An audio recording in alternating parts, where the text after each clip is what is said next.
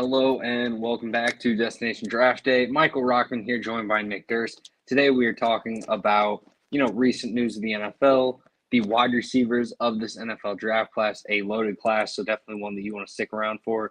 Leave your comments in the comment section. Leave a like if you're watching on any platforms that would allow it. So we really appreciate it, and hopefully this is a great episode. But before we dive into any of it, Nick Durst, how you doing? I'm not doing too well, Michael. My Mets, Jacob deGrom, he's going to miss a lot of time here. So very upset about that. My Giants are like an absolute disaster. Nothing to look forward to there. But I don't know. My Knicks, they stink. But at least my hockey team, my Rangers, doing well. Hopefully you're doing better than me when it comes to your sports teams. Yeah, I'm doing all right. I mean, Cubs probably aren't going to be doing too much this year. I think, the rebuild continues there in that regard. But overall, feeling all right, feeling optimistic, really excited for the Final Four for this weekend. I think it's going to be some great matchups. Really looking forward to Duke versus UNC. I think that's going to be a historic game. So hopefully that'll be a great one. And, got vacation coming up soon. I think I'm about 8 days out from being able to head out to Florida with some family. So very excited for that and looking forward to that as well. So, doing all right on this end. That's good. And, we'll see. It gets warmer here and things start to change and everything starts going so quickly here. But looking forward to everything. I know this is your month now. April is your month, the NFL draft. Yeah, I'm constantly just like grinding out scouting reports. I definitely misplanned with the new YouTube channel that I have with some of my friends called 2 Minute Drill. Check it out if you haven't. But definitely have a little bit of an overbooked schedule. So there's some long nights, some stressful moments. But overall, when it comes to the thick of draft season, when it comes to March Madness and NCAA tournament basketball, when it comes to free agency and all the NFL news, I love it. Regardless of all the stress that comes with it, I'm definitely super thrilled that we're at this time of the year, and I'm excited for it to kind of continue progressing all the way to draft day. Looking forward to it. Now, the big news that we got to discuss, of course, is Bruce Ariens. He retires. And I don't know, we were discussing this off the air that perhaps Brady was pulling the strings here. Could be. Yeah, I don't know what necessarily is going to happen right away. Like that's what I want to say first and foremost. Like I don't know this for sure, but it seems like from the media rumblings, this would come off as Brady didn't want to didn't want to play with Bruce Arians as coach. Buccaneers kind of called the bluff. Brady retires. Then they're like, okay, fine. We'll move Arians on to a front office gig, and we want you back. Now, obviously, they wouldn't do it the same day that Brady returned or something because that's just going to look terrible for their quarterback, and it divides the franchise. But if they wait a few weeks and then Bruce Arians does it, then I think it's definitely kind of how it played out. I don't know for sure. I mean, there's easily a possibility that Bruce Arians just was like, okay, I'm not doing this again. But it feels like it's a bit late to just kind of be like, yeah, I'm going to move on. So I think there was a little bit of inside baseball from Tom Brady here that had to do with the decision. And maybe it was Bruce deciding himself rather than Tampa Bay choosing Brady over Bruce. Maybe, Arians felt this team wasn't good enough to win without Brady at quarterback, but they were good enough without him, and he made the unselfish decision. But ultimately, I do think that Brady had something to do with it. I understand if, there are Bucs fans out there that are watching that think, no, that's just media garbage. I get it. But just based on the little info that we have, it seems logical to kind of connect all the dots from the media circus that was going on when he retired and the rumors that he didn't really love Arians. And now with the play out, connecting it all and seeing a pretty easy timeline to believe. Yeah, and the thing that he said, which I could also buy, he said, he basically said, I retired so late in the offseason to guarantee that Todd Bowles would get the coaching job, because he is right in the sense that this was opened up months ago. don't think Todd Bowles would end up being the head coach. What do you think is going to happen here with Todd Bowles? Does Brady like this because now he knows Bowles will be so hands off? It's just going to be him and Leftwich really controlling the offense here. How do you see this playing out?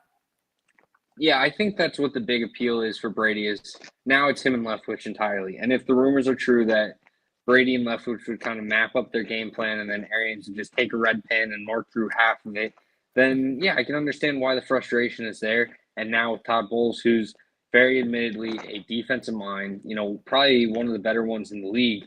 But ultimately, I think that kind of creates this opportunity for Brady to kind of get his own sort of offense going. Not necessarily he calls all the shots or anything, but he's working with the coaches. He has all the involvement. It's not this, sure, you can submit what you want, but then this one guy just comes in who wasn't even involved in the meeting and knows what you're talking about and is just saying, no, no, no, no, no.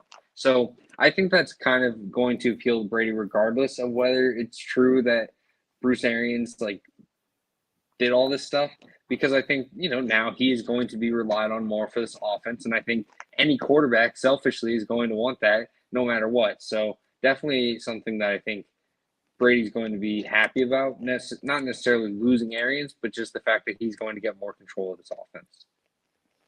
Yeah, I don't know now. I'm conflicted. I thought the Bucs were going to win the Super Bowl. Not sure about this with Bowles.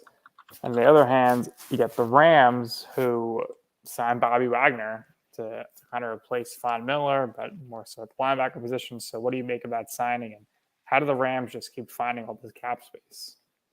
They just manipulate it over and over again. They kick the can further down the road. Giving Bobby Wagner this big deal, it's risky, but I assume there's going to be some easy outs in the contract. I assume there's going to be some moments where Bobby Wagner easily proves it worth it for the first year or two. This is how the Rams have kind of focused on building their team. They go and get these star players. They try to get some other players to kind of just overachieve in that process. And so far it's worked. They won the Super Bowl last year. I think you'd be kind of foolish to not say that they have a very good chance at least getting back to the Super Bowl this year, just especially with the NFC picture as it is.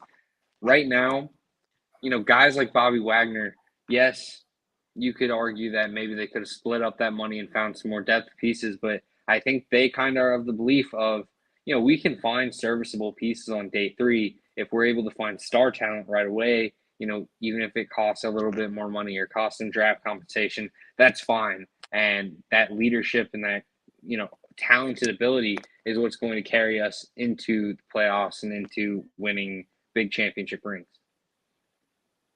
Yeah, it's going to be interesting here. Rams gearing up for a repeat. Looks like they can do it with the weaker NFC, but we said the same thing last year about the Bucs, and just very hard to get back there. But the NFC is just looking incredibly weak to me here. Nobody's really leaping out, in my opinion, as the must-beat team here going into the season beyond the Rams and the Bucs. Is there any team you could see potentially challenging them? I would think the only one right now is maybe the Cardinals, as long as Hopkins and Watts stay healthy for the playoffs. Yeah, ultimately, I think it's mostly between the Buccaneers and Rams. I think San Francisco still has that chance just because, especially if Trey Lance really kind of makes those steps and makes that progression that the team's been kind of counting on from him, then that offense should really open up, and there's so much talent there to where they can make it happen. I think another team that could potentially get things going is Minnesota, and I don't know if it's necessarily that they're going to step in and be this championship contender, but I do think that with the wide receiver weapons of Adam Thielen and Justin Jefferson, with the offense maybe becoming a little bit more quarterback friendly with Kevin O'Connell as the head coach, with the defensive coordinator that they hired, really just a fantastic coordinator, and the talent that they have, Daniel Hunter, if he's healthy, Zadarius Smith on the other side, being able to kind of just meet at the quarterback consistently with some additional cornerback help or secondary help overall. I think this team could be very good. And, I know that it's probably going to be like this race of Tampa Bay versus LA and maybe San Francisco or Arizona gets involved. But I do think Minnesota could put together a pretty good season and potentially surprise a few folks when it comes to where they end up after this regular season.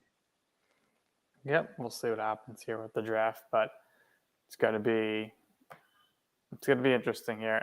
And the Patriots, like, they're really not doing much in free agency for the most part. They did get Jabril Peppers, though. I think that's really going to be a solid pickup. How do you feel about them heading into the draft? Do you would have liked to see them do a little more on the free agency trade market, or is it all about the draft with the Patriots? I wasn't even necessarily all in on them spending money outside of the team, but I did want to see them bring back J.C. Jackson. I did want to see them bring back some other guys. I'm happy that they got Trent Brown back. But ultimately, this seems like the team is going through a transition of getting into a more zone-heavy defense, which I think is going to help Jahan Williams kind of step up a little bit, who has been kind of a non-factor his entire career. I think they're trying to get a little bit faster. I think what they found out is that while they can get some great man coverage corners, while they can have some great run stuffing, the linebackers,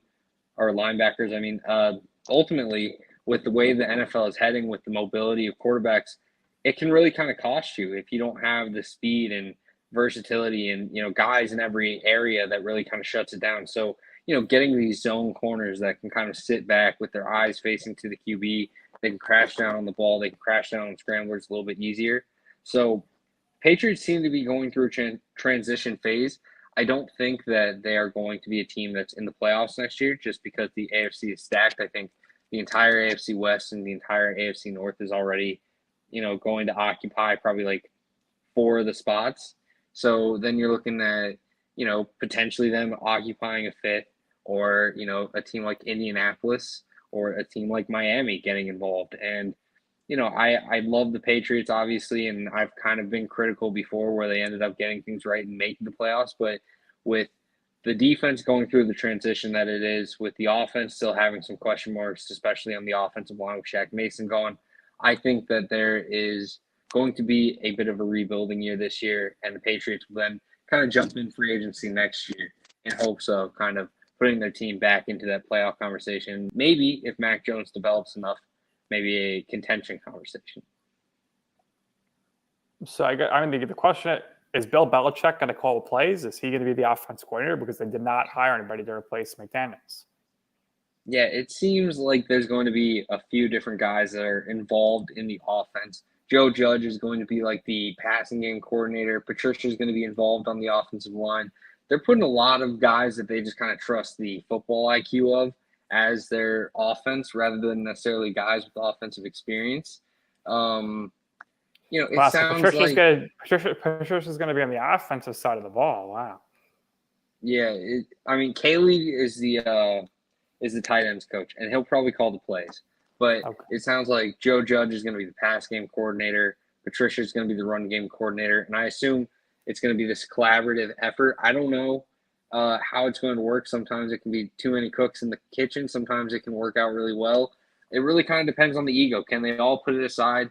And that's kind of where my question mark is because from what we've heard, Joe Judge is this hard-headed, kind of stubborn guy that's fought with his other coordinators before as head coach. Patricia almost entirely ruined a locker room in Detroit because he just couldn't really kind of connect to his players. So I'm a little worried in that regard that these three are going to be able to mesh to call an offense effectively without destroying the momentum of their team. But it does seem like these 3 guys are all going to come together and operate with this offense, kind of similar to the defense where, Gerard Mayo, Steve Belichick, they're all kind of contributing together to call the defense. So I assume Bill is just saying, instead of relying on one person, I want to get this collaborative effort, which makes sense and sounds good in theory.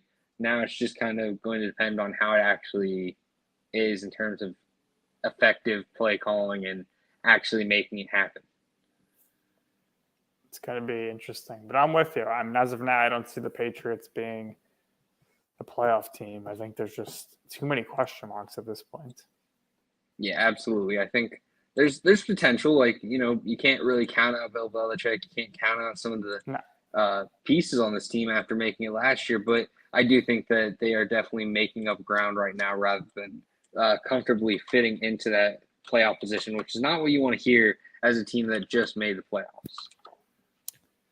So what do you think? Do you think they'll be potentially taking a wide receiver in the draft? I think wide receiver is certainly on the board. Sounds like offensive lineman should be on the board. I think that this is a year where you kind of just need to go with who you think is the best player.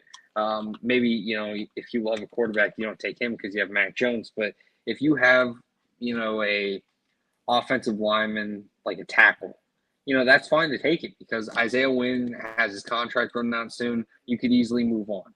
I know that there are players and pieces that are going to really kind of intrigue this team and kind of maybe would have been loved in past years, but I think that they are now really going under a new scheme, a new system, and we're going to see some new players kind of fitting what the Patriots mold is now compared to past seasons. One guy that I have felt very confidently is going to be a Patriot, though, is, round 4, round 5, Jesse Lakita, linebacker out of Penn State, this hybrid guy. Keep an eye on him to be either Patriot or Raider or someone that has like the Patriot ties in their front office because he's just this hybrid guy that can do it all, kind of similar to like a Jamie Collins, where you're like, okay, this guy plays linebacker, you can drop him to the edge. It's going to be consistently, just finding ways onto the field, and that's kind of how these defenses are built up. So definitely keep an eye on a guy like him to be drafted by, Patriots, Texans, Raiders in that 4th round of the NFL draft. Should be exciting, and I think the team that I think we both agree is 100% probably taking a wide receiver with their first pick has got to be the Packers, right? I mean, they need to get somebody in there for Rodgers to throw the ball to. Yeah, I think when you look at the Packers, they have just lost their entire wide receiver room. I mean, Marquez Valdes-Scantling is now on the Kansas City Chiefs. Devontae Adams is now on the Las Vegas Raiders. There's just a lot of missing pieces from last year's receiver group. You can't really rely on Randall Cobb to be your wide receiver 1 anymore. Yes, you have like Amari Rodgers, but ultimately they need some help on the outside, whether it's pieces like, like a Sammy Watkins or an Emmanuel Sanders in free agency or through the draft. They need to go out and get some talent because, I mean, you can't just trust Aaron Rodgers to right the ship with no one else around to help him. Yeah, I'm curious to see what they do because this could be make or break as to whether or not they want to win the division. Yeah, absolutely. And I think it's going to be a little bit more difficult this season. Like I said, I think Minnesota definitely has a chance of surprising people. And while Green Bay is certainly the favorite, while a lot of people will just kind of say, oh, Rodgers is just going to do what he always does, I don't think it's that easy this year. And I think we could easily see a situation where Minnesota surprises and takes the NFC North. And Green Bay could even potentially be outside of that playoff picture if things don't go well. Yeah, gonna be very curious what the Vikings do in the draft as well because they're close, but I've been saying that for 2 years now. Yeah, absolutely. Definitely still some work to prove, still some progress to make, but I do like Minnesota in terms of just some of the moves they've made. I think Zimmer's a good coach, but unfortunately it just wasn't working out. It wasn't happening. So moving on was the right decision, finding a new guy to kind of right their ship. And I think, yeah, I mean, I really like Kevin O'Connell. I know that he's a bit of a risky hire just because he's so young and so inexperienced in terms of just NFL work in his past. But when you look at what he can do for the offense, when you look at the success that this McVay offense has had around the league, then there is absolutely an opportunity for Minnesota to kind of get cooking. And, it'll be interesting to see what happens with the quarterback position for them going forward. But I think Kirk Cousins is plenty fine right now, and I think the offense could really kind of benefit from the new system in place. Yeah, as you know, I've always been a huge Kirk Cousins fan. That's for sure. And other than that, I mean, the Bears are going to stink, I think. So, I mean, that's probably at least, 2 wins for both of those teams there. And, the rest of the conference isn't that great. And the Lions they're going to be better, but they're not good. So both of those teams could easily go 4-0 within the conference. And then really it might just come down to the head-to-heads between the Vikings and the Packers. Yeah, I think that's very likely. When you look at just the overall talent of the division, of the conference as a whole, there's just not a ton to where we could be easily talking about this a few months from now where Packers and Vikings are in playoffs. And we're saying, okay, yeah, like both these teams had a pretty good season. They really kind of established themselves, and now they're potentially competing for a Lombardi. But, when it comes to the division, I think there is certainly going to be a lot of intrigue in that matchup. And it feels like this is going to be a matchup between Green Bay and Minnesota.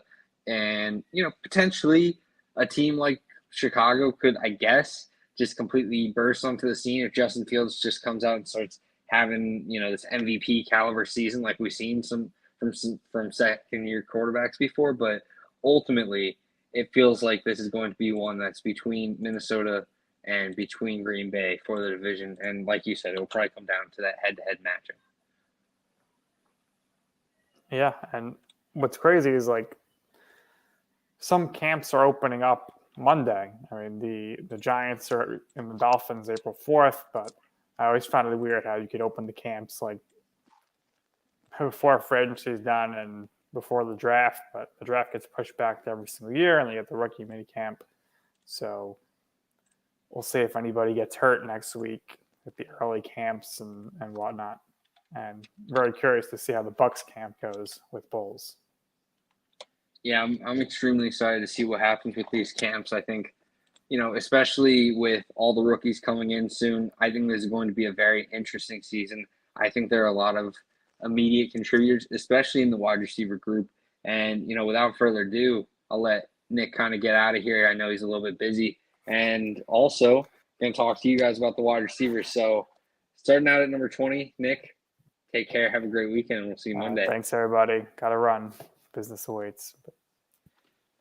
At number 20, we got Vias Jones out of Tennessee, a speed threat, yards after catch ability guy. He's just someone that's going to consistently make plays with the ball in his hands. I think this is someone that's actually a nice little sleeper in this class. I think when it comes to this overall wide receiver unit, it's not as strong as last year. I really liked last year's group. I thought it ran pretty deep.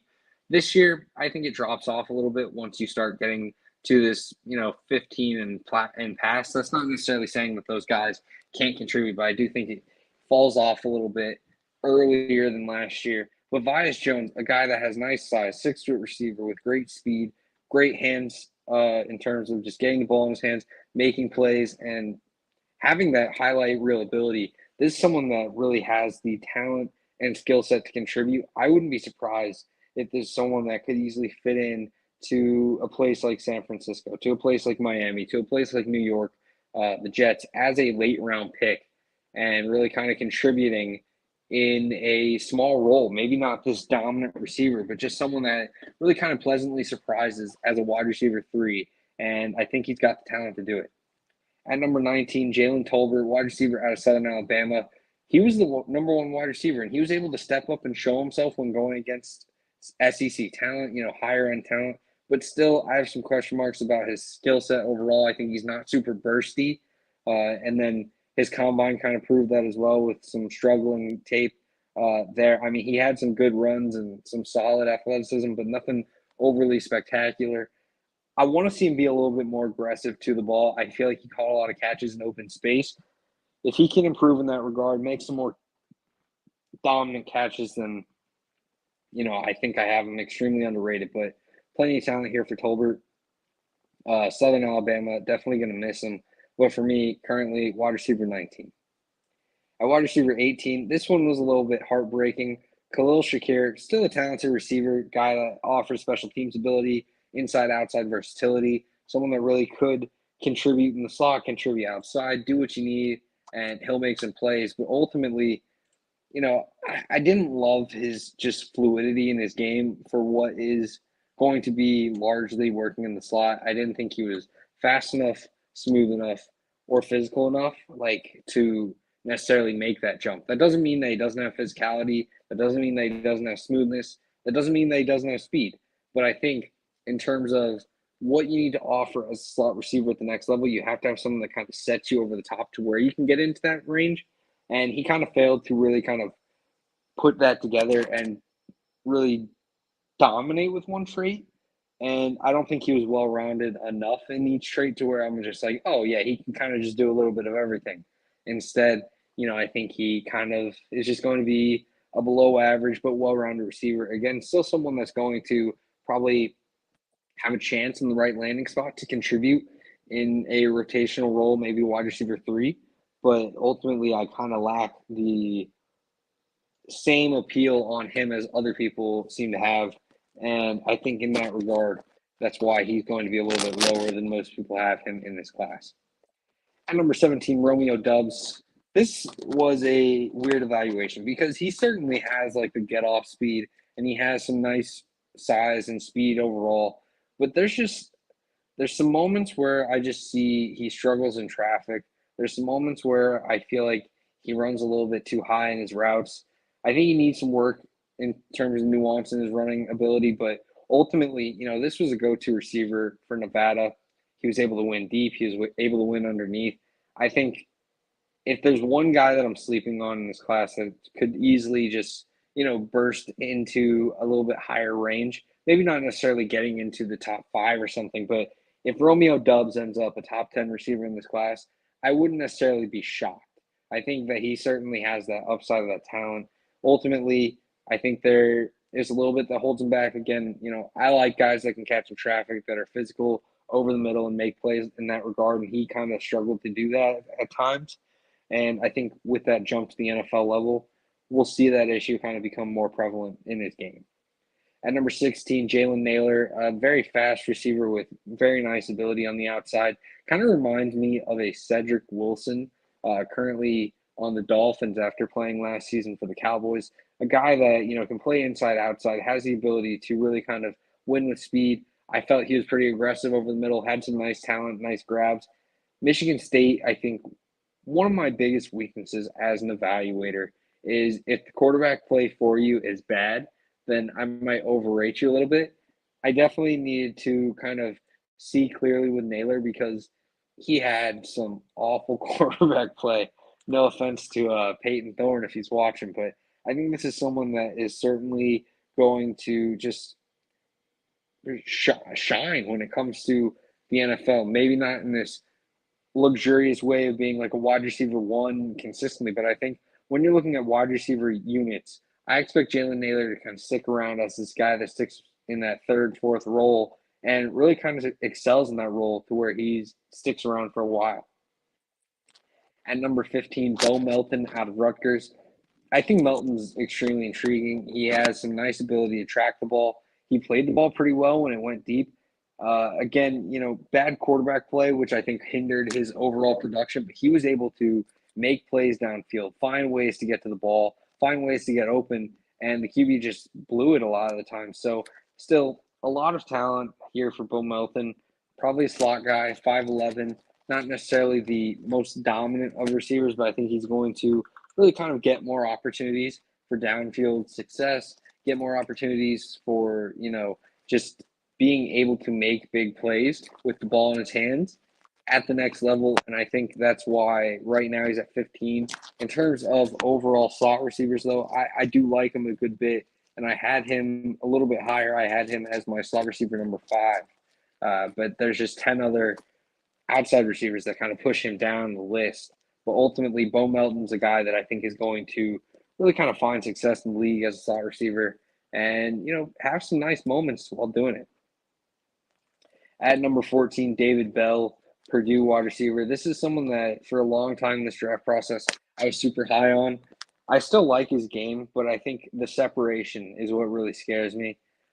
Tested poorly, which is really concerning for what we saw on tape. He is a physical receiver. He can make some catches in traffic, but ultimately a lot of those guys don't make that jump to the next level. David Bell, he's got some talent. He's got some nice route running, but ultimately he needs to be more bursty, more acceleration out of his cuts, find ways to create separation. And, the fact that he can't, and he's a little bit smaller, he's not necessarily tiny, but he's like this 6'1" type guy. I worry about his projection to the NFL. I still think the talent's there. That's why he's not going to be, dropping out of this class for me or something. But ultimately, when I look at this list, it was hard for me to put him much higher than this. Definitely a very talented receiver. Definitely someone that was producing at an elite level for Purdue, but ultimately someone that I think kind of lacks the overall dominance in his game, the overall speed that the NFL is trending towards, and that kind of holds him back from being one of the top end talents in this class, despite having the production to match with many in this class. I just don't see it as being someone that can really kind of make that jump as one of the elites. At number 13, Alec Pierce. This is another guy that's kind of a catch and traffic guy, but instead of being just, oh, can he do that at the next level? He also turned in some great testing to make you feel a lot better about him being able to win in other ways. He has tremendous size, tremendous frame, ran, I think, in the 4.4s, maybe even a little faster. A very nice receiver with great downfield ability. I might be sleeping on him a little bit, having him at 13, but ultimately, this is someone that I think was a go-to for Desmond Ridder, was almost like a safety blanket, which is weird because, having this 30-yard wide receiver downfield, 30 yards downfield as your safety blanket seems a little bit unsafe. But Pierce was consistently hauling in catches and making plays on the ball to where it was safe and, a consistent go-to for Ridder and Cincinnati. At number 12, Eric Ezekanma, the wide receiver at Texas Tech.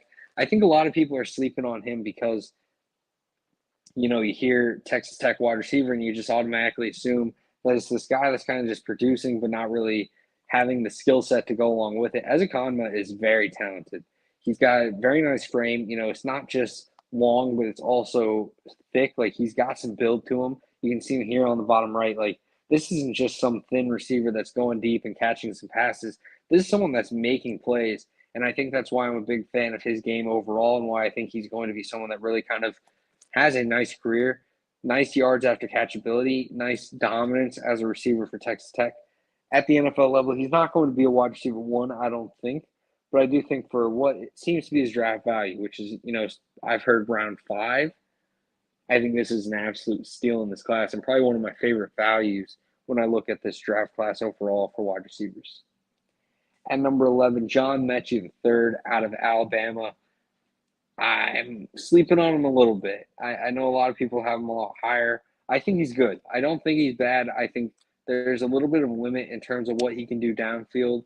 He made some plays with the ball in his hands. He's got some nice ability. He's a great run blocker that we saw in 2020.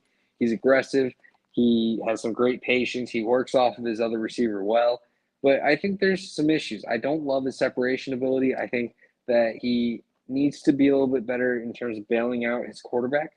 And I think the improvisation skills of his receiving skill set is just lacking. I think he needs to be a little bit better at working his way into space when the play isn't there on his route. I think, getting deep catches, it happened at times, but ultimately there were too many moments where he's just getting the short 2-yard slant and not making plays downfield. I'm a little lower on Mechie than a lot. That doesn't mean I don't respect his game. That doesn't mean I don't like what he brings to the table. I just think he's a little bit maybe overrated compared to the rest of this class. So now moving on from 20 to top 10. But before I do that, I want to talk about some notable omissions on this list. Calvin Austin III, an uber athlete that just has some great ability out of the slot. He's talented. He's athletic. He can really make some plays with the ball in his hands, get him some manufactured touches. He's going to make some moments.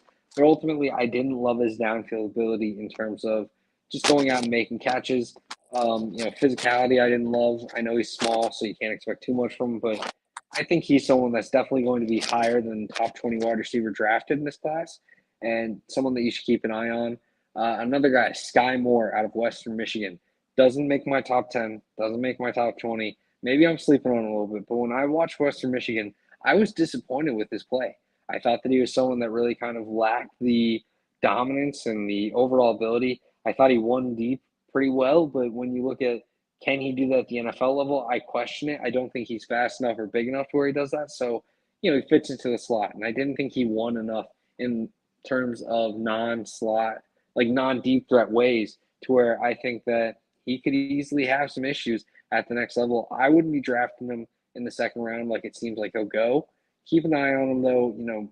There are plenty of evaluators way better than me, but these are just my opinions right here. Another guy is Tyquan Thornton, wide receiver out of Baylor. Fastest guy in the draft, right? But, I think there's plenty of talent for him. I think he works downfield extremely well, makes some plays even across the field.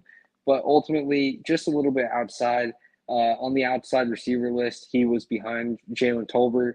Definitely a very intriguing prospect that could be developed, but I think right now there's a lot of development needed for his game. And then last omission we'll talk about is Justin Ross, wide receiver out of Clemson. A lot of people love this guy. He was considered a first-round pick for a long time in his college career, and ultimately injuries kind of sapped his ability. He doesn't offer the same speed, same burst, same ability, and it's really resulted in some sad moments because this is someone that could have easily been a top talent in the class, but it just feels like he doesn't offer the same athleticism anymore. Sorry. Ultimately, he's still very talented. Like, there's some nice moments. I like his get off. I like his size. I think he moves well for his size, but ultimately he lacks the burst that'll be needed for him to make that jump to the NFL. I think he still gets drafted probably round 4, round 5. I wouldn't be surprised if it's to the Jaguars because of that connection with Trevor Lawrence. But ultimately, Justin Ross, not in my top 20 receivers. So now we move forward to the top 10 of this class. And at number 10, if it shows up on the board, one sec. Oh, I uploaded the wrong picture. All right, 1 second. I got to make sure that this uploads correctly. At number 10, though, I have Wandel Robinson, wide receiver out of Kentucky, a very talented yards after catch receiver that really can offer so much when it comes to what he can do with the ball in his hands. He is going to be a slot receiver. Like, I don't think he's someone that you can put on the outside and feel comfortable with. But I do think that he's someone that contributes enough in his role from the wide receiver slot position that he's going to be worth it. Very talented receiver, great game-breaking speed, worked in Liam Cohen's offense, which gives him some NFL experience already. He is a guy that's going to make plays with the ball in his hands. He's electric, makes yards after the catch. I really love his game, and I think he's going to be a very exciting slot receiver at the next level. At number 9, Danny Gray out of SMU, probably my biggest sleeper in this class. Huge fan of his game, really plays extremely well, inside-outside versatility. I think he projects best as a slot at the NFL level. I love his footwork. I think he's extremely fluid. This is someone that, is considered to be a day 3 pick pretty easily, pretty consensusly, but I think he's an absolute stud, someone that you need to keep an eye on. If you're looking for a late-round receiver that maybe you want to hype up to your fans, you want to hype up to your team, talk about Danny Gray, or at least check him out and make up your own mind, because I think he's an absolute stud and is going to really surprise people at the NFL level. At number 8, we got Chris Olave, wide receiver out of Ohio State. This is someone that really is going to do it all for you. Again, another inside-outside versatility piece, a guy that really kind of brings it in terms of making plays downfield. He was an absolute star for the Buckeyes this past season. Just someone that really can do it all for you. When you look at his fluidity as a route runner, he definitely brings it. I think he's someone that, when it comes down to safer picks in this class, Chris Olave is probably one of them. Like, at the very least, this is going to be a very good wide receiver 3 for you that is able to contribute in many ways. He has nice speed. He really shined at the combine in terms of 40-yard dash. He makes plays with the ball in his hands. He makes defenders miss in terms of, just dodging tackles. I think that he lacks that upside to kind of adjust to the catch. Too many times he made some drops just because he wasn't able to get his body turned. I think he lacks the ability to be a wide receiver 1 at the NFL level, but still plenty of talent here for him, plenty of opportunity for him to really kind of thrive as like a wide receiver 2, wide receiver 3. My comparison for him was Kendall Wright, who started out his career extremely well. And I think Olave is going to have similar success.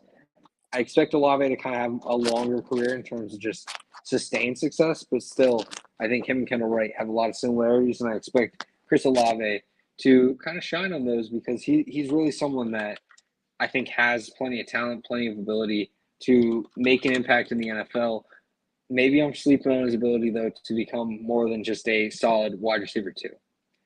At wide receiver 7, probably someone who has wide receiver 1 upside, but it's just the question of can you get him developed to that part of his game. Christian Watson, 6'4", 210-pound receiver that is blazing speed, absolutely dominant downfield, great with the ball in his hands.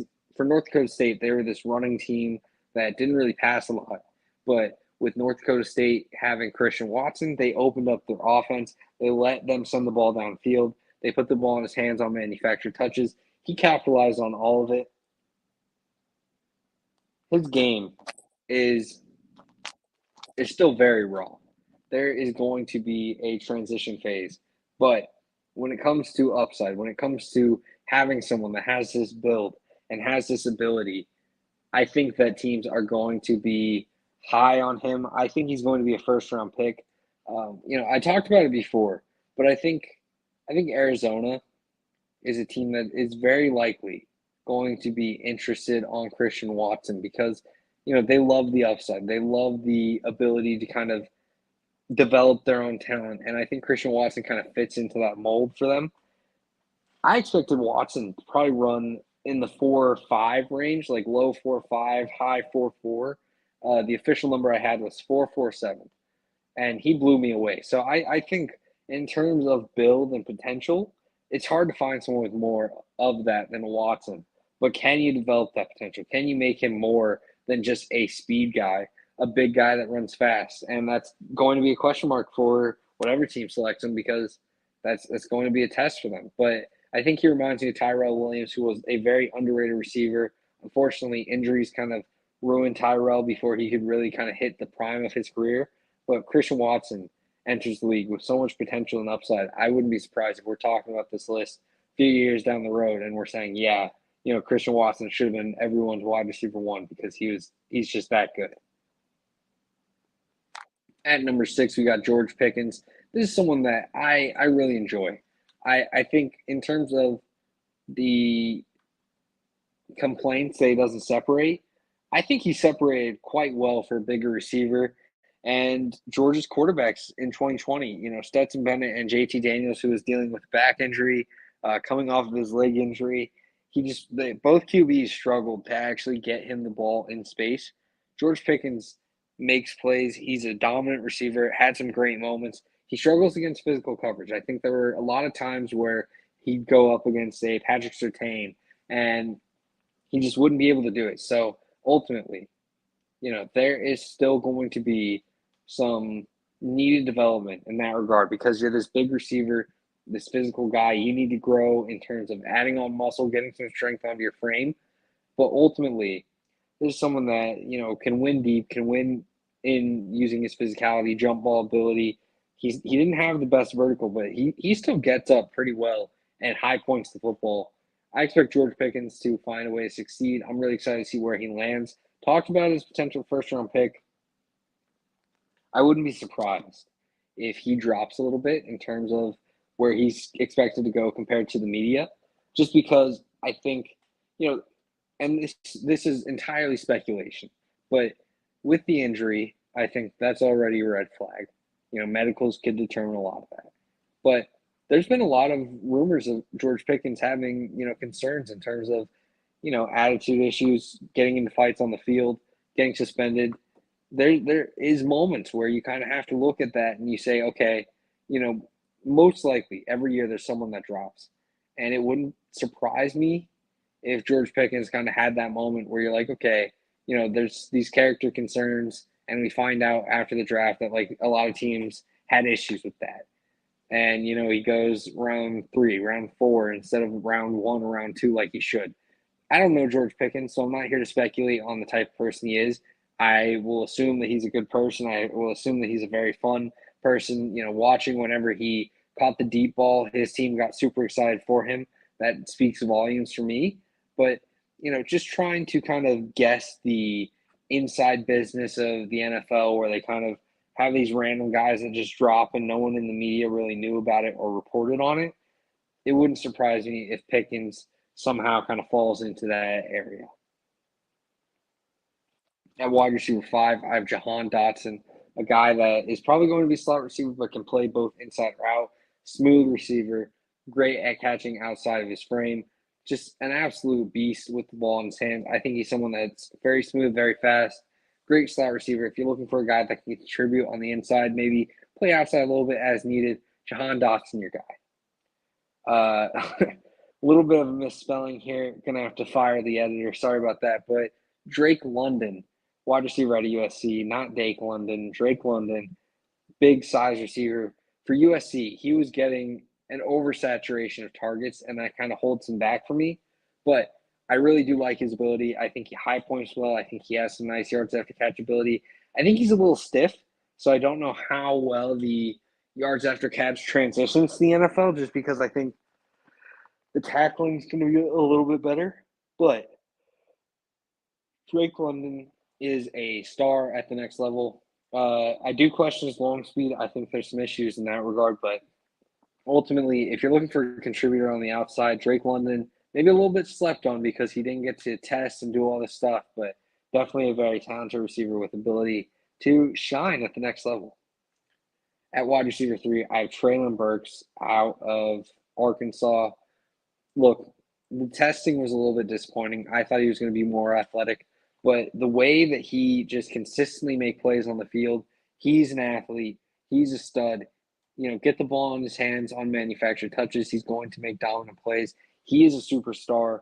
He's someone that I thought was going to be a very high pick, just because we kind of saw it with Kyle Pitts. Like, if you're this big weapon, teams are going to love you because you're so hard to match up against. Now Treylon Burks kind of turned in a mediocre day of testing instead of a superstar one. So it seems like he's going to drop a little bit. But still, if you're a team like Philadelphia and Jameson Williams and Garrett Wilson are off the board, I think you need to go Treylon Burks, because playing off of Devontae Smith, he would do extremely well. Just an absolute stud, an absolute beast of a receiver, and someone that I think is going to really kind of continue to thrive in the NFL, regardless of what the testing concerns are.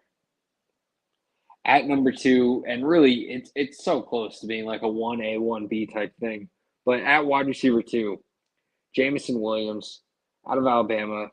I think he has a very good chance of being the first receiver off the board. I think he has the breakaway speed to just make plays consistently. He is someone that I think is going to be an absolute stud at the next level. You look at teams like New York Jets, Miami, you look at Miami, and they put this investment into Tyreek Hill and Jalen Waddle because they're so fast and in space they can really just dominate. And they have this San Francisco kind of coaching tree. I think that is a huge sign that New York Jets are going to do similar. And, a guy like Jameson Williams, who has the breakaway ability, the absolute burning speed to get into open space and just capitalize with yards after catch ability, Jameson Williams is going to be a top pick in this draft. I think he goes top 15. In my mind, when you look at the draft order itself and you say, oh, there's no way Jameson Williams gets past this point, I look at that 15-16 range with Philadelphia. I know I just talked about it for Treylon Burks, but if you're Philadelphia, there is no way that you pass on Jameson Williams. Like, there's just too much upside. There's too much talent. You probably get him back before the preseason even starts. Yes, he probably needs some time to develop his game because a lot of burners do, and I think there's certainly some just needed development in his game, but ultimately, get the ball in his hands, he's going to make plays. Run him deep, he's going to make plays.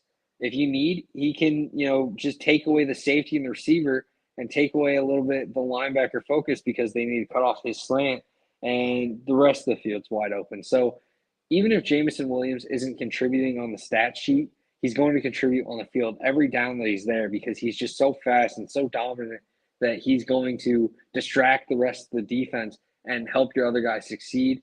Mechie did it extremely well playing off of Jameson Williams. I think no matter who you bring in, no matter what team he lands with, Jameson Williams is going to have that impact to where he's probably going to contribute. Don't get me wrong. But even if he doesn't contribute, the rest of your offense is going to start flourishing because of him being on the field and distracting the defense that much. And then number 1, Garrett Wilson, well-rounded receiver, absolute smooth beast, just does it all. I think he's similar to Calvin Ridley in terms of maybe he doesn't have this dominant trait, but he just does everything extremely well. I love his game. I think he's an absolute stud. I think he's someone that if you're looking for a receiver in this class and you need to know that they're going to be good, you take Wilson, you solidify your wide receiver one, and you're extremely happy with it for the next 12 years or whatever. This is going to be someone that is going to stick around in the NFL as a wide receiver one or wide receiver two. I have no doubts about it. The only reason that he would ever fall out of success or fall out of the league is if he has some unfortunate events that are out of control of his skill set. Maybe if for some reason he gets hurt or for some reason, just something else happens that could hold him back. But ultimately, he's a stud. And in terms of skill set, the lowest I could see him being is just a very good slot receiver, wide receiver two for whatever team drafts him. Ultimately, this wide receiver class has a lot of options. Again, guys like Calvin Austin or Skye Moore or Tyquan Thornton or maybe even Justin Ross, there's options out there that if you're looking for wide receivers in this class, there's plenty of talent. Guys that I like that didn't make the list. Ontario Drummond is someone that I think is pretty talented. Didn't love his age, and that kind of held him back from making this list. But, he's someone that's physical, makes some nice catches, needs to work on his hands overall, but makes some plays with the ball in his hands. And I think that really kind of gives him some upside. I like Charleston Rambo. I think he is pretty impressive. Put up a record-breaking year for Miami. Didn't have the greatest success in Oklahoma, but I still think he's a pretty good receiver. Wouldn't be surprised if he sticks around. And, I'd be an idiot as a Patriots fan not to at least entertain the idea of Slade Bolden. He'll probably get drafted. It'll probably be to the Patriots. I know it's annoying. I don't think he's bad. I think he's fine. As a slot receiver, he kind of disappears for some games, but he makes some plays. Hopefully, if he does get drafted to the Patriots, he becomes a superstar. Ultimately, I think he's all right. But I question his ability to kind of make an impact at the next level. I don't think he's super physical to where he's like this Julian Edelman type over the middle. So that's where my questions come in for him. But ultimately, these are my wide receiver rankings. We appreciate everyone who tuned in today. For Nick Durst and myself, we really thank everyone who watches this. We're doing this all the way up to the draft on Monday. I will hopefully have tight ends and offensive line for you. We'll see, though. With 2-minute drill and just some of my other draft work that I've been doing, it's certainly been hard to get through some of it. So could be a little bit delayed in terms of maybe it's just tight ends on Monday. We'll see. But thank you guys so much. Thank you to Chris Landry Football. And thank you to everyone else that kind of contributes here. We will talk to you guys on Monday. Peace.